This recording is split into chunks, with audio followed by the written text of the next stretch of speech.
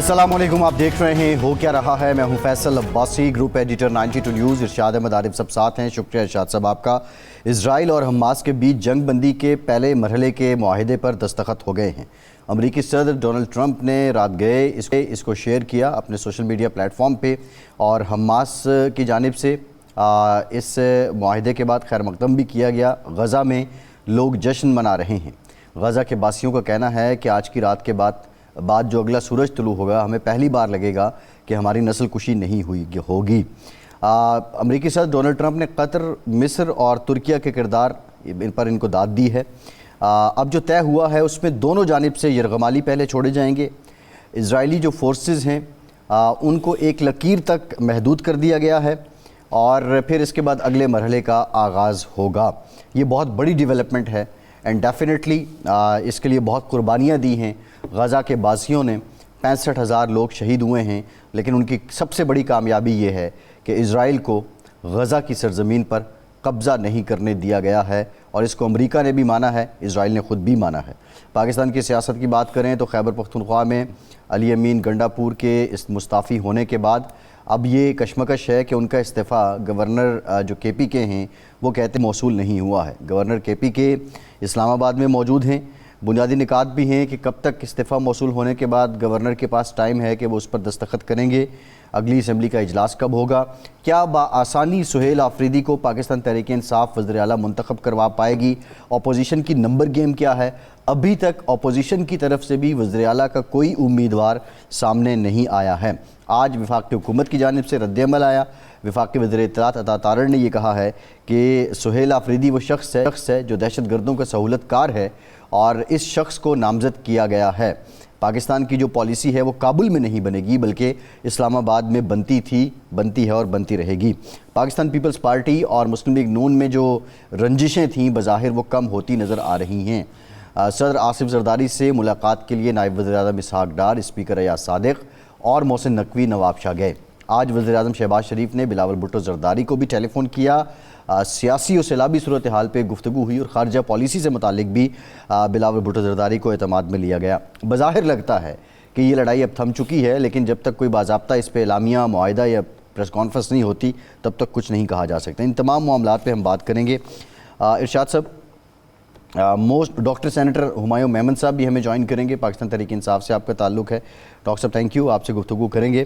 ارشاد صاحب، جو غزہ کا امن معاہدہ ہے، اور اس معاہدے میں جو سب سے اہم بات ہے کہ غزہ پہ اسرائیل قبضہ نہیں کر سکا ہے، یہ بہت بڑی جیت ہے غزہ کے باسیوں کی، اور بالخصوص یہ بہت بڑی تحسین ہے، داد ہے ان شہداء کے لیے جنہوں نے اپنی سب کے لیے قربانی دی ہے۔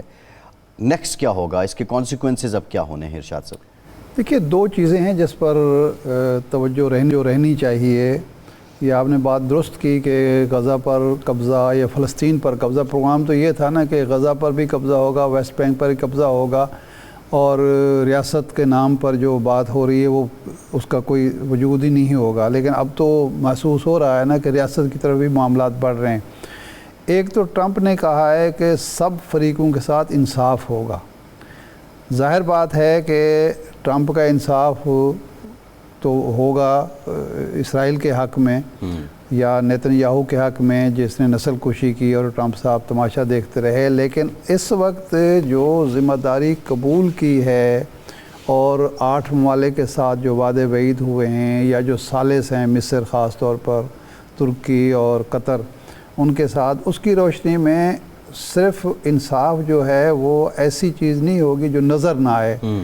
ایسا انصاف کرنا ہوگا جو سب کو نظر بھی آئے کہ امریکہ سپر پاور کے طور پر، ٹرمپ ایک سپر پاور کے سربراہ کے طور پر فلسطینیوں کو، حماس کو، غزہ کو، عربوں کو، مسلمانوں کو بھی وہ کچھ دے رہے ہیں جو ان کا حق بنتا ہے۔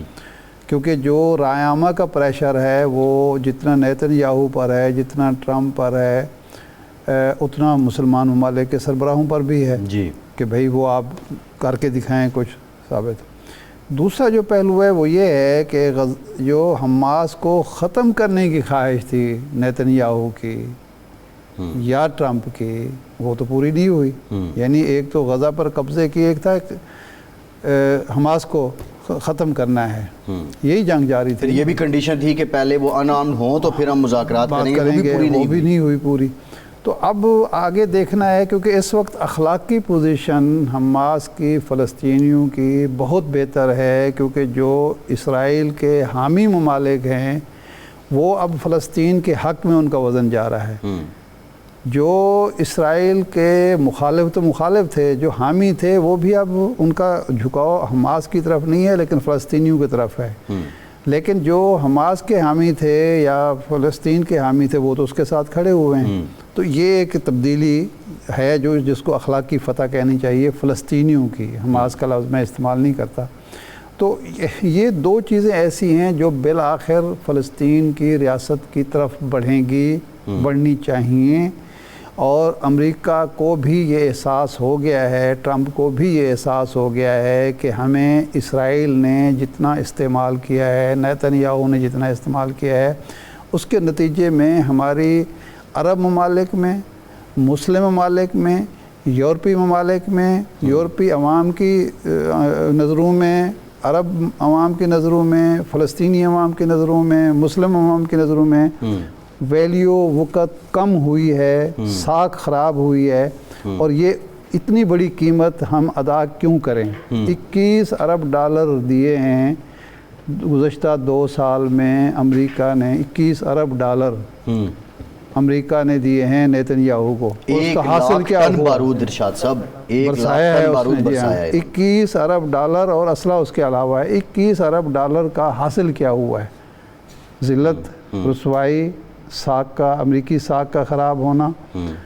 یورپی ممالک, یو کے اور فرانس جیسے ممالک جو بانی تھے اسرائیل کے, امریکہ سے اختلاف کرنا, ان کا اختلاف.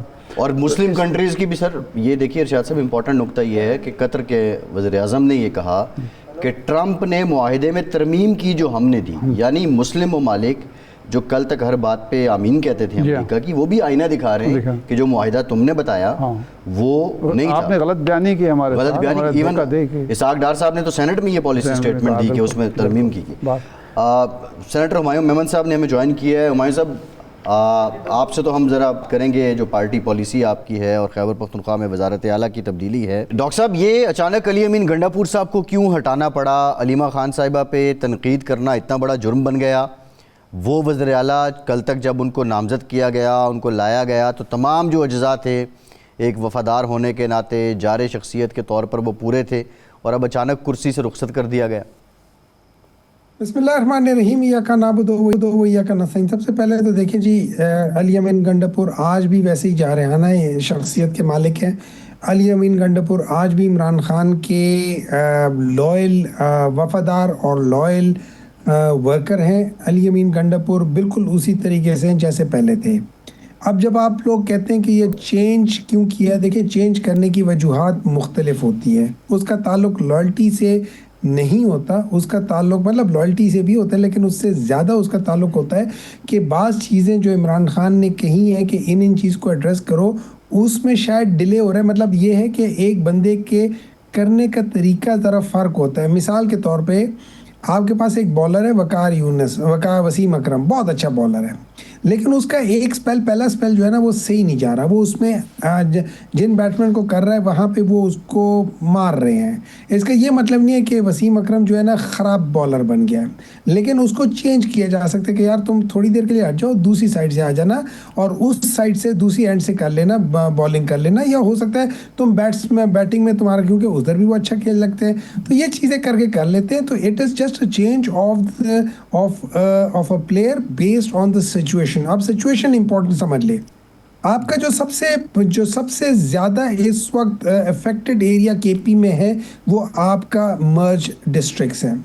اچھا, آج سے پہلے کے پی میں کبھی مرج ڈسٹرکٹ سے کوئی وزیر اعلیٰ نہیں آیا. So this is the right time to bring someone from that place. ٹھیک ہے, اب اس سے یہ ہوگا کہ جو مرج ڈسٹرکٹ والے نا وہ اس میں بڑے فخر محسوس کریں گے کہ ہماری جگہ سے ایک بندہ آیا, اور اگر وہ ہیلپ کرنے میں پہلے 2 قدم آگے جاتے تھے تو ابھی 10 قدم آگے جائیں گے, کیونکہ یہ ان کی ساری چیزیں ہر چیز سمجھ سکتے. تو that is one important sub. Number 2, Pakistan Tehreek Insaf کے اندر جو یوتھ تھی اور جو سینئر لیڈرشپ اس کے درمیان میں تھوڑا سا تھوڑی سی ڈسکنیکشن آ رہی تھی. تو چونکہ ان کا ایک 7 سے 8 سال کا جو ٹائم پیریڈ ہے as a youth leader ISF کو انہوں نے لیڈ کیا ہے, سو وہاں سے جب یہ آتے ہیں تو آپ کے اس جو ڈسکارڈ ہو رہا ہے یا وہ ڈسکنیکٹ ہو رہا ہے اس کو ریکنیکٹ کیا جا سکتا ہے.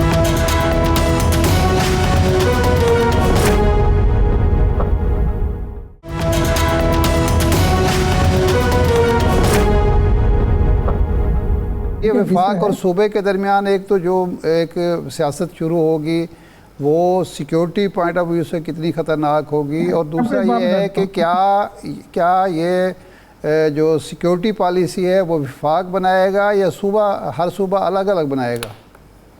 اچھا, دو چیزیں ہیں اس کو یاد رکھ لینا. وفاق اور صوبے کسی حد تک خود مختار بھی ہیں اور صوبے کسی حد تک وفاق کے ساتھ مل کے بھی کام کرتے ہیں, ٹھیک ہے. اب وفاق بھی جب صوبوں میں بعض چیزیں کرتی ہیں اس میں صوبوں کو آن بورڈ لے کر چلتی ہے اور اس کے ساتھ ساتھ وہ اپنا حصہ بھی ڈالتی ہیں, وائس ورسا. نمبر 2, ضروری نہیں کہ سیکیورٹی امپورٹنٹ چیز ہو, ملک کو خدا نخواستہ نقصان پہنچانے کے لیے اور بھی چیزیں ہو سکتی ہیں. جیسے پچھلے دنوں ہم نے دیکھا تھا کہ نہروں کے بیسس پہ وفاق اور صوبے کے درمیان میں ایک بہت بڑی پرابلم آ گئی تھی, لیکن اس کو پھر حل کر دیا گیا تھا اور صوبے کی بات مان لی گئی تھی اور اس کو دیا تھا. اب میں آپ کو بتاتا ہوں, اگر آپ ہسٹری دیکھ لیں پاکستان کے KP کے صوبے میں, وہاں پہ کوئی 22-23 کے قریب ہم لوگوں نے آپریشنز کر چکے اور کسی کا بھی رزلٹ خاطر خواہ نہیں آیا. تو اب سوال اٹھتا ہے کہ اس کو ہم کیسے ایڈریس کریں. فواق کہتا ہے کہ ہم لوگ جاتے ہیں اور افغانستان سے بات کرتے, تو ہم لوگ کیا کہہ رہے ہیں؟ ہم یہی کہہ رہے ہیں کہ بھائی افغانستان ایک سٹیک ہولڈر ہے, ان سے جا کے بات کرو. اب ان سے وفاق جب بات کرے گا اور جب نہیں, اس میں ہمایوں صاحب جو آپ بات کر رہے ہیں وفاق کیسے بات کرے؟ وزیر خارجہ جو ہیں وہ چین کے وزیر خارجہ کے ساتھ گئے, وہاں پہ بیجنگ میں وہاں پہ مذاکرات ہوئے. بارہا پاکستان باضابطہ طور پہ ابھی ماسکو میں جو ہیں پاکستان کے سفیر وہاں پہ انہوں نے پاکستان کی نمائندگی کی, بارہا اپنے ریزرویشن سے آگاہ کیا. ایک تو بات کرنے کا یہ انداز ہے. دوسرا جو دہشت گردی سے متعلق پالیسی ہے, 2014 میں نیشنل ایکشن پلان بنا, 2021 میں دوسرا جو ایکشن پلان بنا جس کو عزم استحکام کا نام دیا گیا. اس وقت 2021 میں فیڈریشن میں آپ کی حکومت تھی, 14 میں صوبے میں آپ کی حکومت تھی, تمام پلانز میں آپ آن بورڈ تھے. تو اب پالیسی میں فرق کیا آ گیا ہے؟ اچھا, اب سن لیں, اب آپ نے بڑی اچھی بات کی ہے. 2018 میں ہم لوگ آئے تھے اور ہم لوگوں نے اپنے اس پالیسی کو لیتے ہوئے اس میں تھوڑی بہت چینجز کر کے ہم لے کر گئے. آپ کو پتہ ہے کہ ہم لوگ ہمیشہ سے ڈرون حملوں کے, ہم ہمیشہ سے اپنے لوگوں کے اوپر اس قسم کے اٹیک کرنے کے خلاف تھے. وجہ اس کی یہ ہے کہ اس سے جو کولیٹرل ڈیمیج ہے وہ زیادہ نقصان دیتا ہے ایز اپوز ٹو فائدہ.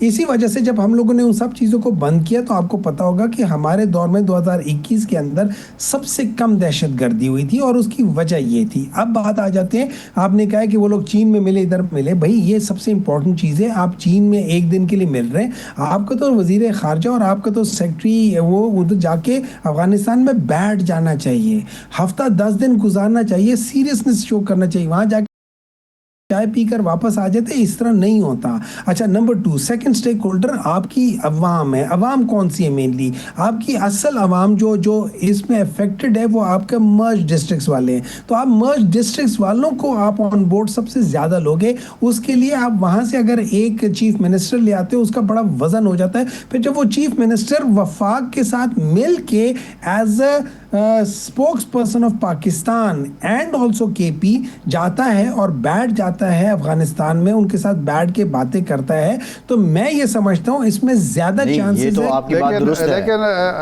مہمان صاحب ایک بات ہے کہ آپ کے یہ جو نامزد وزیر اعلیٰ ہیں ان پر کیسز ہیں. اب کتنا عجیب سا لگے گا کہ جو اگر وہ ایک وزیر اعلیٰ آپ کے حلف اٹھاتے ہیں, دوسرے دن کی پیشی ہوتی ہے, وہ سارا وقت عدالتوں میں گھومتے پھرتے ہیں, تو وہ تو آپ کے صوبے کی گورننس بھی اس سے متاثر ہوگی اور باقی معاملات بھی نہیں دیکھ پائیں گے. سر جی دیکھیں, اس طرح ہے کہ آپ کو بھی پتہ ہے, مجھے بھی پتہ ہے کیسز کس نوعیت کے ہیں, ہم سب کو پتہ ہے. اگر آپ لوگوں نے اس ملک کو آگے چلانا ہے, اگر ہم لوگوں نے سمجھنا ہے کہ ہم نے اس ملک کے اندر سٹیبلٹی لانی ہے, پولیٹیکل سٹیبلٹی لانی ہے, اگر آج ملک کے اندر سٹیبلٹی ہے بھی تو انویسٹمنٹ نہیں آ رہی. انویسٹمنٹ کیوں نہیں آ رہی؟ پولیٹیکل سٹیبلٹی نہیں ہے. پولیٹیکل سٹیبلٹی جب تک نہیں ہوگی, آپ کی فائنینشیل سٹیبلٹی کا مطلب یہ ہے آپ کی فردر گر نہیں رہی ہے لیکن اٹھ بھی نہیں رہی ہے. آپ کے سارے بڑے بڑے جو بزنسز ہیں، آپ کے درجن کے قریب جو انٹرنیشنل بزنسز ہیں وہ یہاں ملٹی نیشنل وہ یہاں سے چلے گئے ہیں. آپ کے اپنے جو ہیں وہ چھوڑ کے جا رہے ہیں، وہ چھوڑ کے جا رہے ہیں. آپ کو کیوں نہیں سمجھ آ رہی کہ آپ نے پولیٹیکل سٹیبلٹی لانا سب سے امپورٹنٹ ہے؟ تو میں ریکویسٹ کروں گا اپنے ہر اس امپورٹنٹ پاورفل بندے سے کہ خدا کے لیے یہ نہ کرے، اس ملک کے اوپر رحم کریں. اور ہمیں یہ بہت ضروری ہے کہ آپ اس چیز کو ہونے دیکھیں کہ عمران خان کیا کہہ رہے ہیں. عمران خان کہہ رہے ہیں کہ آپ جا کے پرائیورٹی بتا رہے ہیں کہ آپ نے جا کے کے پی کے اندر استحکام لے کر آنا ہے. مجھے ایک بات بتائیں، اگر میں وفاق پہ بیٹھ کے استحکام آنے نہیں دوں گا تو کیسے آئے گا؟ اس کا نقصان پاکستان کو ہے. اگر ایک بوم بلاسٹ کوئٹہ میں ہوتا ہے پاکستان میں انویسٹمنٹ نہیں آگی. اگر ایک بوم بلاسٹ کے پی میں ہوگا، ٹرائبل بیلٹ میں ہوگا، پاکستان میں انویسٹمنٹ نہیں آئے گی، پاکستان کے اندر ٹورزم نہیں آئے گی. آپ یہاں پہ اسلام آباد میں ہر سڑک پہ بے شک لکھ دو کہ کوئٹہ کے اندر ٹورزم ہو رہا ہے. آپ کا کیا خیال ہے ان بینرز کی وجہ سے کوئی کوئٹہ میں ٹورزم کے لیے جائے گا؟ آپ خود نہیں جاؤ گے، اوروں کو تو چھوڑو کہ جو باہر سے آئے. ہم لوگ نہیں جائیں گے، آپ اور میں نہیں جائیں گے. نہیں، اب اس میں سینیٹر صاحب بات یہ ہے کہ آپ کے پارٹی چیئرمین نے ایک شخص کو وزیر اعلیٰ نامزد کیا. آج وفاق کے ترجمان کہتے ہیں جی وہ دہشت گردوں کے سہولت کار ہیں. تو یہ تو کنونس ہی نہیں ہو پا رہے، آپ بھی کنونس نہیں ہو پا رہے، وہ بھی کنونس نہیں ہو پا رہے. تو کیا مناسب نہیں تھا کہ کوئی ایسی شخصیت ہوتی کہ جس پہ وفاق کو بھی اعتماد ہوتا؟ دیکھیں میری بات سنیں، اگر آپ عطا تارڑ جیسے لوگوں کی بات کرتے تو آئی ایم سوری. جو بندہ ہاتھ میں کانسٹیٹیوشن کا پکڑ کے اور جو اشارے کرتا ہے، آپ اس بندے کو ایڈریس کرتے ہو، اس کو نہیں، وہ ترجمان تو ہے نا حکومت کے. بات یہ دیکھیے محمد صاحب، ترجمان تو ہے نا، ایک آفیشیل ان کا پورٹ فولیو ہے، ہمیں تو اس پہ بات کرنی ہے. ایک محاذ آرائی اگر وفاق اور صوبے کے درمیان ہوتی ہے تو ظاہر بات ہے کہ کوئی اچھا سائن تو نہیں ہوگا، نہ صوبے کو اس کا فائدہ ہوگا نہ ملک کو اس کا فائدہ ہوگا. لیکن میرے خیال آگے چلتے ہیں، میرے خیال اس بحث سے آگے چلتے ہیں. یہ فرمائیں کہ آپ کی بات چیت چل رہی تھی جے یو آئی سے، طویل مذاکرات ہوئے، پھر اسد قیصر صاحب اور ان کے ایک سینیٹر کے کمیٹی بھی بنی، لیکن پھر معاملات تعطل کا شکار ہوئے اور بتایا یہ جاتا تھا کہ جو ہی کوئی مذاکرات کامیابی کی طرف بڑھتے ہیں علی امین گنڈاپور صاحب ایک بیان دیتے ہیں اور معاملہ خراب ہو جاتا ہے. اب علی امین گنڈاپور صاحب کو آپ ہٹانا چاہ رہے تھے، ہٹانے کا فیصلہ کرنے سے پہلے کیا جے یو آئی کو اگر اعتماد میں لے لیتے یا ان پر احسان دھرتے کہ آپ کی جو تحفظات ہیں ان کی وجہ سے ہو رہا ہے، تو یہ مناسب نہ ہوتا اور ایک پائیدار اتحاد وجود میں نہ آتا؟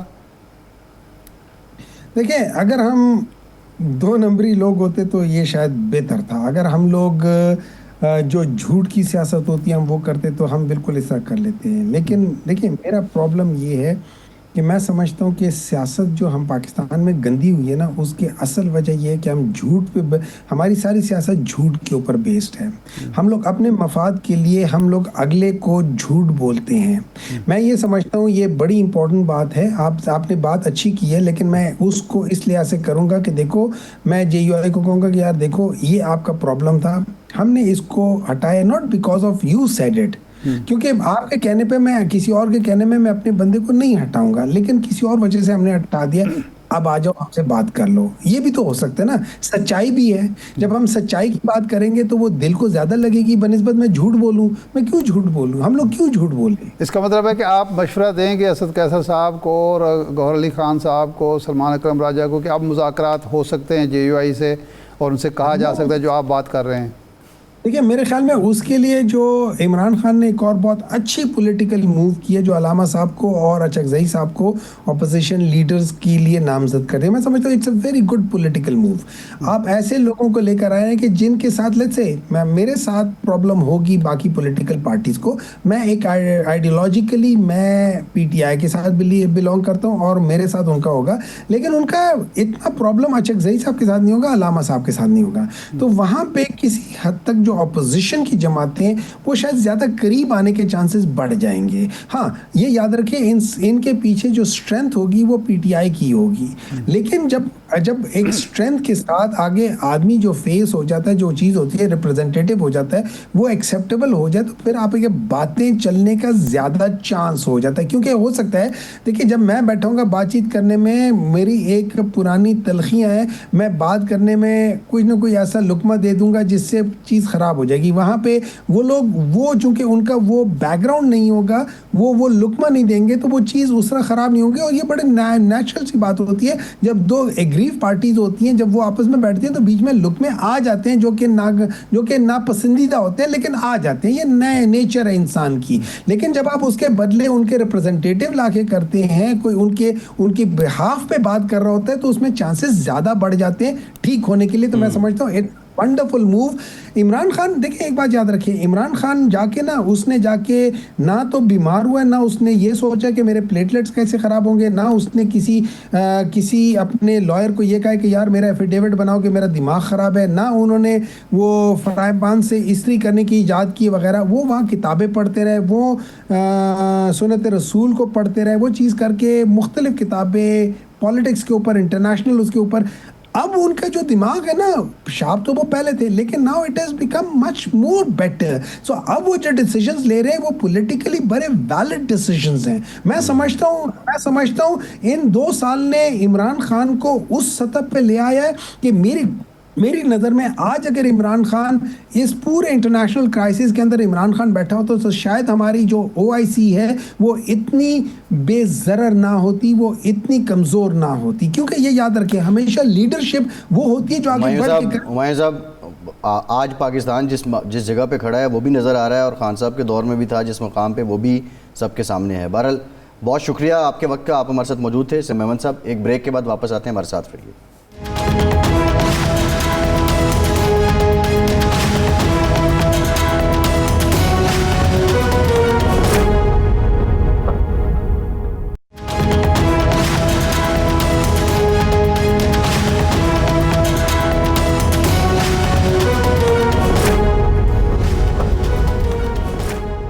بریک کے بعد ایک بار پھر سے آپ کو خوش آمدید کہیں گے. ارشاد صاحب, جس طرح علی امین گنڈاپور صاحب کا استعفیٰ ایک سموتھ سیلنگ ہوئی, کوئی اس میں رکاوٹ نظر نہیں آئی.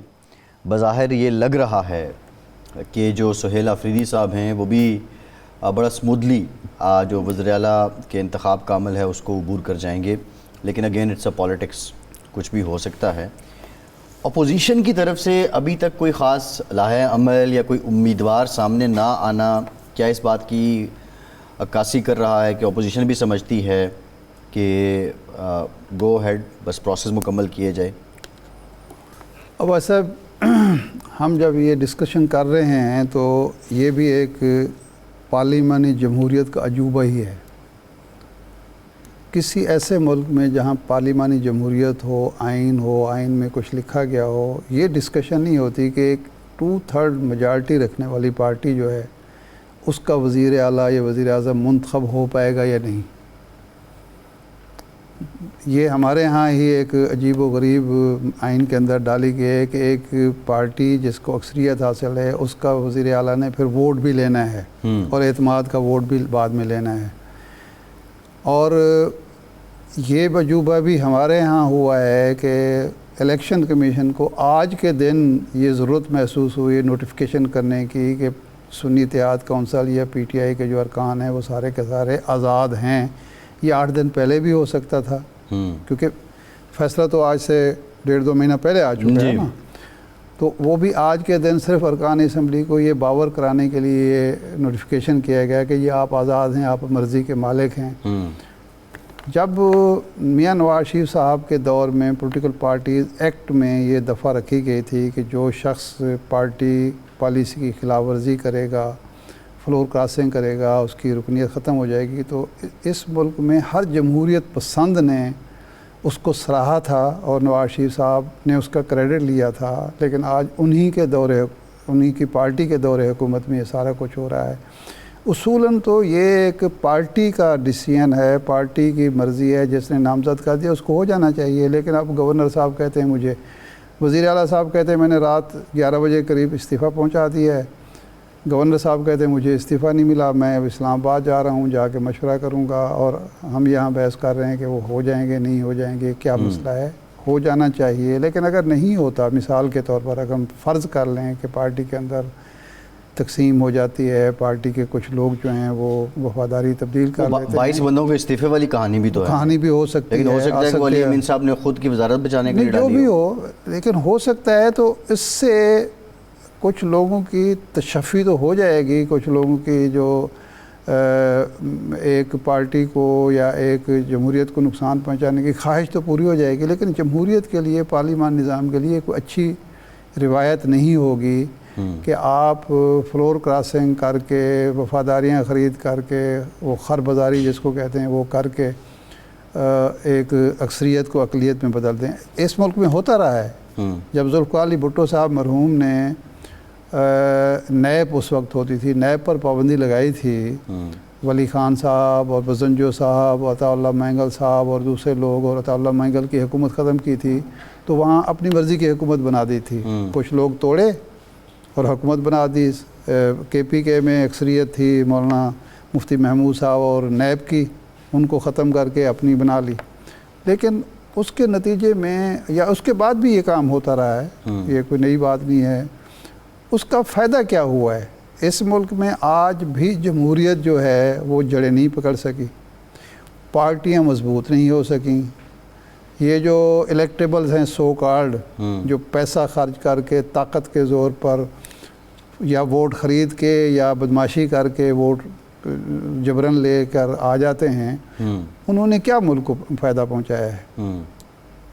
سوائے اس کے کہ نقصان ہی ہوا ہے نا، عدم استحکام جو نظر آتا ہے۔ تو میرا خیال ہے یہ کام ہونا نہیں چاہیے، اور جو ایک پارٹی ہے وہ اپنا وزیر اعلیٰ منتخب کرے، اس کے بعد اس کی کارکردگی دیکھی جائے، کارکردگی کو جج کیا جائے۔ وہ اپوزیشن کا بھی حق بنتا ہے، پارٹی کے اپنے ممبران کا بھی یہ فرض بنتا ہے کہ وہ صرف اس بنیاد پر وزیر اعلیٰ کے ساتھ نہ چپکے رہیں کہ جی بانی کا حکم ہے یا بانی نے اس کو نامزد کیا ہے یا وہ ہمیں مراعات دے رہا ہے یا ہمیں خوش کرنے کی کوشش ہے، بلکہ وہ ملک کے حوالے سے سوچیں، صوبے کے حوالے سے سوچیں، عوام کی فلاح و بہبود کا سوچیں، اور اسی بیس پہ کارکردگی کو جانچا جانا چاہیے۔ اچھا ارشاد صاحب، بھی جانچے، پارٹی بھی جانچے اور میڈیا بھی جانچے۔ کارکردگی اگر پی ٹی آئی کو کوئی بیرومیٹر ہے یا پی ٹی آئی کی کوئی توجہ گورننس پہ ہے، تو آج جو سینیٹر علی ظفر صاحب نے خبر دی ہے کہ کابینہ وہی رہے گی۔ آنیسٹلی سپیکنگ کے پی کے کی جو موجودہ کابینہ تھی اس سے لوگ کوئی خوش نہیں ہیں، گورننس کے حساب سے، کارکردگی کے لحاظ سے، لوگوں کے بنیادی مسائل کے لحاظ سے، ایون پی ٹی آئی کے اپنے جو ویژن مشن ہے یا منشور کے جو وعدے ان کے حساب سے بھی۔ اگر کابینہ یہی رہنی ہے، انہی لوگوں سے کام لینا ہے، تو پھر اس کا مطلب یہ ہے کہ شخصی مسئلہ ہو گیا علی امین گنڈاپور سے۔ پھر تو صاف لگے گا کہ صرف علی امین گنڈاپور سے ہی شکایت تھی یا اس کو ہی ہٹانا تھا۔ لیکن میرا خیال ہے یہ کوئی دانش مندی نہیں ہوگی، کیبنٹ میں بھی جہاں جہاں ضرورت ہے تبدیلی ہونی چاہیے۔ ایک وزیر اعلیٰ کو یہ حق ملنا چاہیے کہ وہ اپنی مرضی کی، اپنی پسند کی یا اپنے جو اس کے سٹینڈرڈ ہیں اس کے مطابق اپنی ٹیم منتخب کرے، نامزد کرے، ان سے کام لے اور جواب دہ ہو۔ اگر اس کو ایک ٹیم علی امین گنڈاپور کی دے دی جاتی ہے تو پھر جواب طلبی کس بات پہ ہوگی؟ وہ تو کہے گا جی یہ تو میری ٹیم ہی نہیں ہے۔ بالکل درست بات ہے۔ اور شاہ صاحب اس پہ ذرا ہم آئیں گے، پاکستان پیپلز پارٹی اور مسلم لیگ نون میں جو معاملات ہیں اب لگ رہا ہے کہ سلجھ رہے ہیں، رنجشیں کم ہو رہی ہیں۔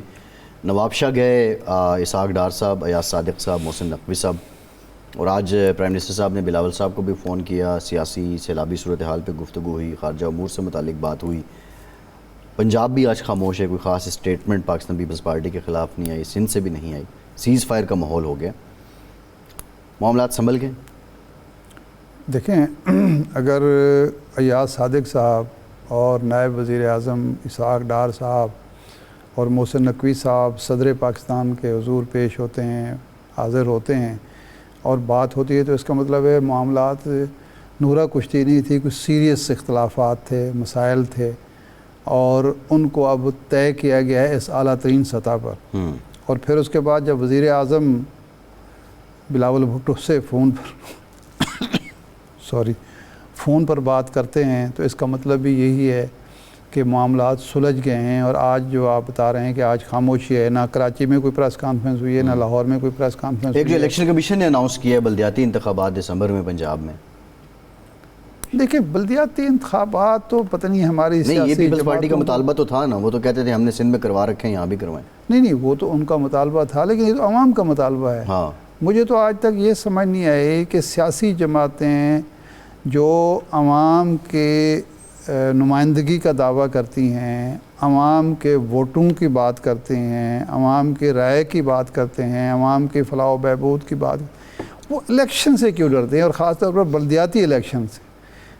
دنیا بھر میں مضبوط حکومتیں جو ہیں وہ بلدیاتی انتخابات کی بنیاد پر مضبوط ہوتی ہیں، بلدیاتی اداروں کی بنیاد پر مضبوط ہوتی ہیں، کیونکہ ایک نرسری ہے بلدیاتی ادارہ، وہاں سے آپ کو اچھے کارکن تجربہ حاصل کرتے ہیں اور پھر وہ صوبے کی سطح پر، مرکز کی سطح پر آتے ہیں، وہ عوام کے مسائل براہ راست حل کرنے کی اہلیت رکھتے ہیں، کہ عوام کی رسائی ممکن ہوتی ہے اپنی یونین کونسل کی سطح پر، اپنی تحصیل سطح پر۔ ابھی سیلاب میں اگر بلدیاتی ادارے ہوتے تو صورتحال مختلف ہوتی، ہر دور میں آفت میں ہم نے دیکھا ہے سب سے زیادہ میں یاد تبھی آتی ہے۔ لیکن یہ بڑی دلچسپ بات ہے، پھر یہ رونا روتے ہیں جی وہ جو فوجی حکومتیں ہوتی ہیں وہ بلدیاتی انتخابات کراتے ہیں، وہ اپنی مرضی کے لوگ، بھائی آپ کرائیں۔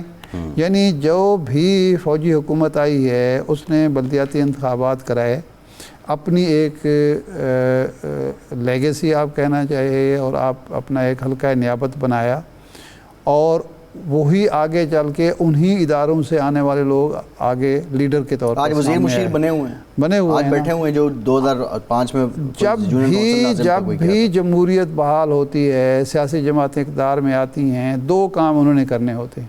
ایک تو جتنی اچھی قانون سازی اس دور میں ہوئی ہوتی ہے اس کو ریورس کرنا ہوتا ہے۔ یہ قسم اٹھائی ہوئی ہے کہ جو قانون سازی بہتر ہوئی ہے، جو بری قانون سازی ہوتی ہے عامر اپنی مرضی کو، وہ برقرار رہتی ہے، جو اچھی قانون سازی ہوتی ہے اس کو ختم کرتے ہیں، اور دوسرا بلدیاتی ادارے ختم کر دیتے ہیں۔ اس کے بعد جب ٹھڈا پڑتا ہے اور اقتدار سے نکلتے ہیں تو یاد آتے ہو ہمارے ساتھ تو زیادتی ہو گئی۔ یہ جو آپ بات کر رہے ہیں بلدیاتی اداروں کی، آج 9 اکتوبر ہے، کل 8 اکتوبر تھی۔ 8 اکتوبر 2005 کے زلزلے کو ہو گئے 20 سال۔ مشرف صاحب کا دور تھا، relief, rehabilitation, one window operation چلا، بلدیاتی ادارے انٹیکٹ تھے، ایک اتھارٹی بنائی گئی ایرا، پھر مشرف صاحب کی حکومت چلی گئی، پیپلز پارٹی کی آ گئی۔ اس کے بعد سے لے کے اب تک زلزلہ متاثرہ علاقوں میں یہ قانون سازی آڑے آئی ہوئی ہے۔ صوبائی حکومت کہتی ہے جی یہ کام ایرا نے کرنے، ایرا جو اب کہیں ہے ہی نہیں، وفاق نے کرنا ہے، وفاقی حکومت کہتی ہے جی یہ تو 18ویں ترمیم کے بعد معاملہ ان کے پاس چلا گیا ہے، اور 20 سال سے وہ لوگ بیچارے اس علاقے کے سفر کر رہے ہیں، اور ساری جماعتیں، پیپلز پارٹی بھی، نون لیگ بھی، پی ٹی آئی بھی، سب وفاق میں بھی حکومت کر چکی ہیں اور صوبے میں بھی حکومت کر چکی ہیں اس کے بعد، اور حالات یہ ہیں۔ بہرحال ایک بریک لیتے ہیں، بریک کے بعد واپس ہمارے ساتھ رہیے۔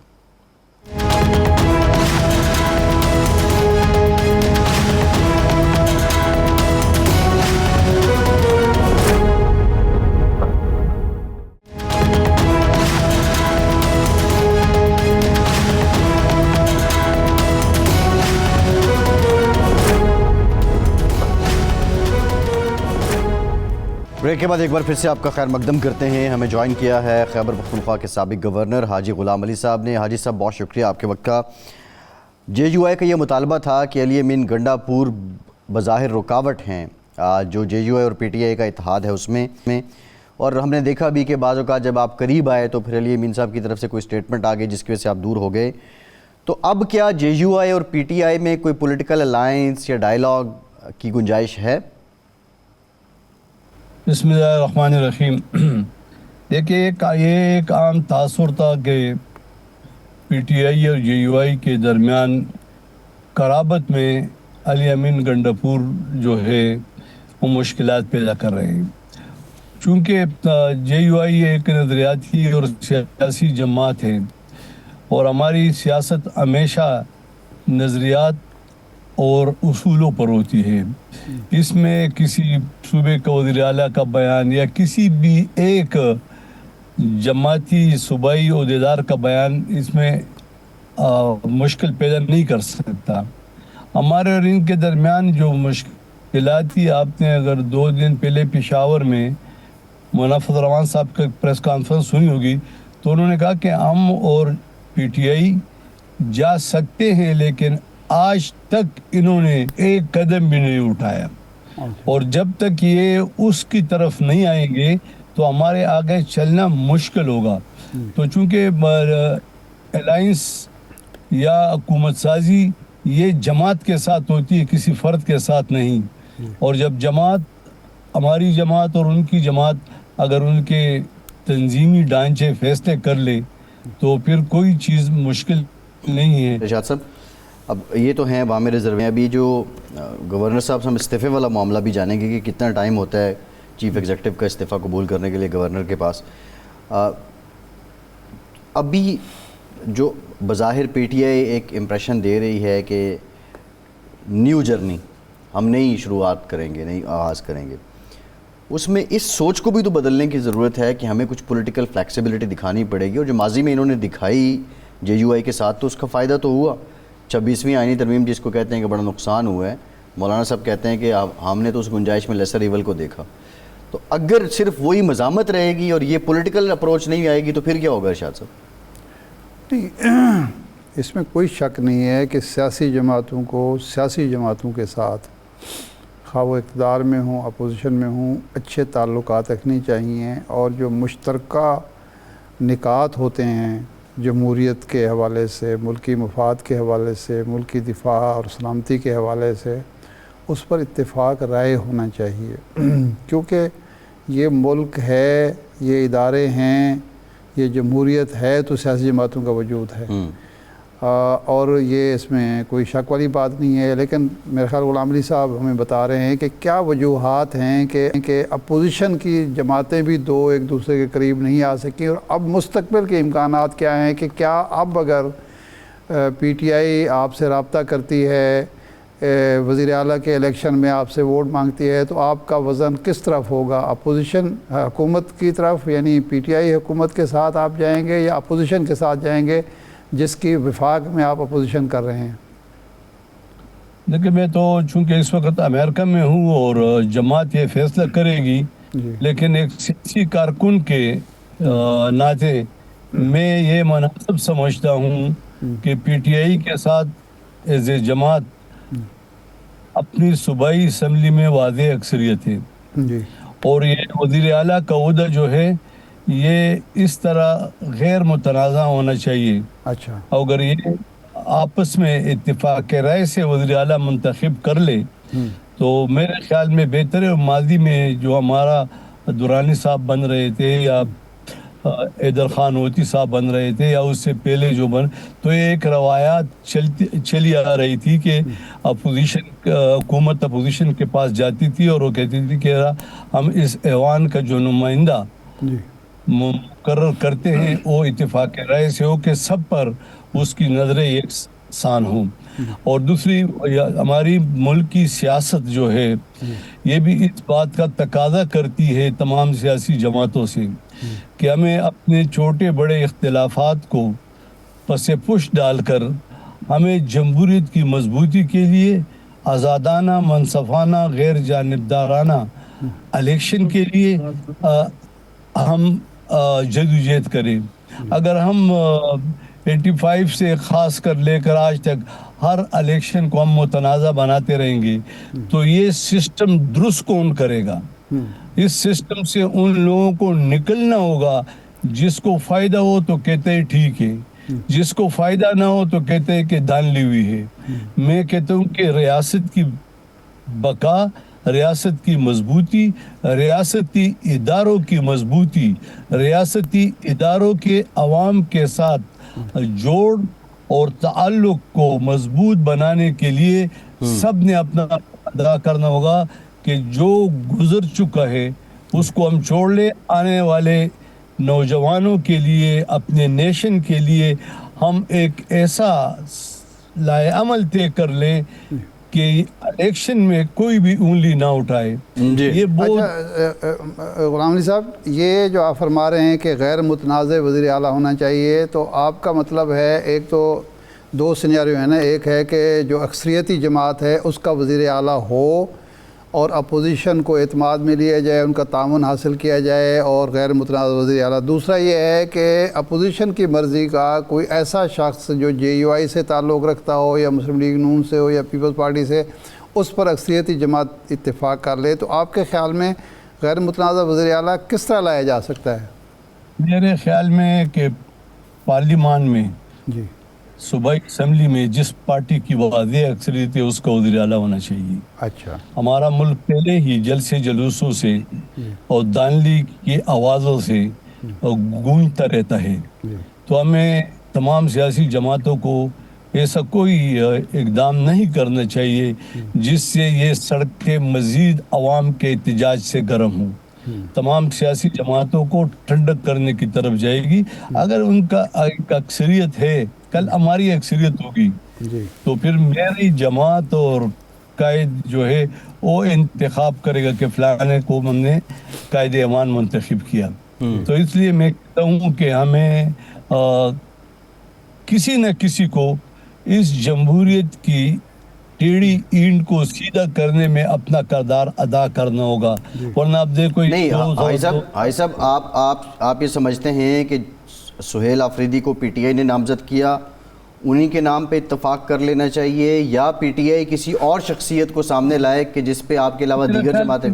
नहीं देखिए, मैं एक सियासी कारकुन की हैसियत से कल मेरी जमात किसी को मुंतखब करेगी और कोई दरमियान से कहे कि नहीं इसको हटा के इसको लाओ, तो ये तो इख्तिलाफ की वो पेड़ी ईंट रखनी है।